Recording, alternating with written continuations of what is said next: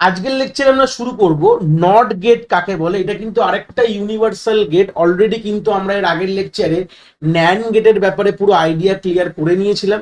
যারা এখনো আইডিয়া দেখোনি বা আমাদের basic and gate, or gate আর নট গেট, এগুলো বেসিক গেট বলা, এগুলো কিন্তু আমাদের অলরেডি প্লেলিস্টে চলে এসছে। যারা এখন এই বেসিক আইডিয়াগুলো ক্লিয়ার করনি, প্রথমে তোমাদের রিকোয়েস্ট করবো আগে সেইগুলো ভালো করে দেখো, নাহলে কিন্তু এর কনসেপ্ট বুঝতে পারবে না। বেসিক ক্লিয়ার না থাকলে কিন্তু তোমরা ইউনিভার্সাল গেটের কনসেপ্ট কিন্তু একদমই বুঝতে পারবে না, কারণ কি বেসিক দিয়েই কিন্তু ইউনিভার্সাল গেট তৈরি করা হয়। তো যারা এখনো দেখোনি, আমি এই ভিডিওর আই বাটনে তোমাদের প্লেলিস্টের লিঙ্ক দিয়ে দেবো, তোমরা সিকুয়েন্সিয়ালি কনসেপ্টগুলোকে রিপ আপ করতে পারো। তো চলে আসি নর গেট কথাটার মানে কি। দেখো বেসিক ডেফিনেশনেই বলা রয়েছে যে complement of or gate is nor gate output. মানে অর গেটের আউটপুটকে যদি আমি কমপ্লিমেন্ট করে দিই, মানে রিভার্স করে দিই বা ফ্লিপ করে দিই বা টগল করে দিই, তখন কিন্তু আমরা নর গেট পেয়ে যাব।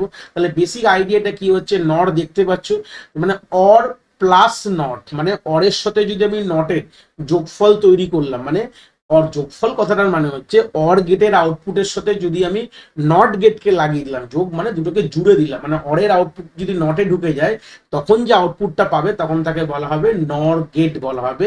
তো দেখতে পাচ্ছ এখানে এক্স আর ওয়াই, ছবিতে দেখো দুটো ইনপুট আসছে, একটা কোথায় অর গেটের মধ্যে আসছে, ভালো কথা। তো অরের যে আউটপুটটা পেলো সেটাকে আমি যদি নট গেটে পাঠাই, তবে যে আউটপুটটা হবে সেটাকে বলা হবে নর গেটের আউটপুট বলা হবে। এই হচ্ছে বেসিকের ডেফিনেশন বলতে পারো। সেরকম আমাদের নর গেট দেখতে কেমন হয়, একদম অর গেটের কথা ভাবো। অর গেটের কথা ভাবতে পারছো, আশা করি অর গেট তোমরা জানো, ধরেই নিচ্ছি। তো অর গেটের সামনে একটা এরকম বাবেল তৈরি করে দাও, বাবেল মানে সার্কেল করে দেবে বা একটা গোল করে দেবে। এই যে যদি করে দাও এটাকে বলা হবে নর গেট বলা হবে। দেখো গল্পটা এটাই যে অর গেটের সামনে এই জিনিসটাকে আমরা রেখে দিলাম, আর কিছুই না। এই যে গোলটা আমরা এখানে করে দিয়েছি, এই হচ্ছে ব্যাপার।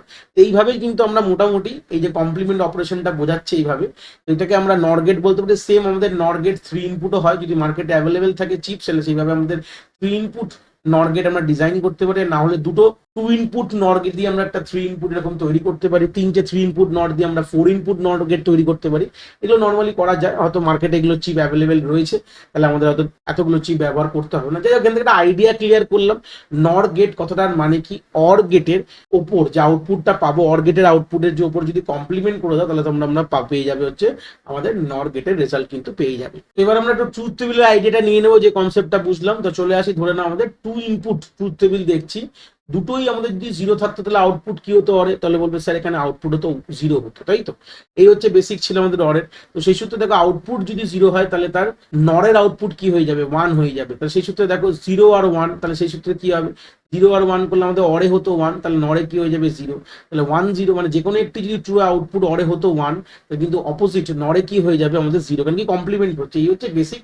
এইভাবে কিন্তু আমরা নর গেটের ট্রুথ টেবিল ডিজাইন করতে পারি। তোমাদের এই জিনিসটা লিখতে হবে না, বোঝানোর জন্য বললাম যে এটা কিন্তু অরের রেজাল্ট, আর অরের রেজাল্টের অপোজিট যেটা পাচ্ছ সেটা কিন্তু আমাদের নরের রেজাল্ট হয়ে যাচ্ছে। খুবই ইম্পর্টেন্ট কনসেপ্টটা বলে দিই যে নর গেটের আইডিয়া কিন্তু পরবর্তীকালে আমাদের ডিজিটাল ইলেকট্রনিক্সের অনেক জায়গায় কিন্তু কাজে লাগবে।